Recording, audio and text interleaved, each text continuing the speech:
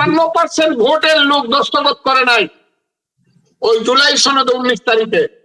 43% দস্তখত করে ইউনূস সাহেব বলতেছে একটা ঐতিহাসিক ব্যাপার পৃথিবীতে হয়ে গেছে, এর চেয়ে বাটপারি জিনিস আর কিছু হতে পারে না।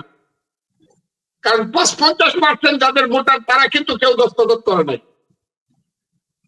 এখন আরো বেশি হবে সেই সংখ্যাটা, কারণ বর্তমান সরকার, জামাত, এনসিপি এদেরকে ভোট করে দেখুন বর্তমান সরকার সহ কয় % ভোট পায়।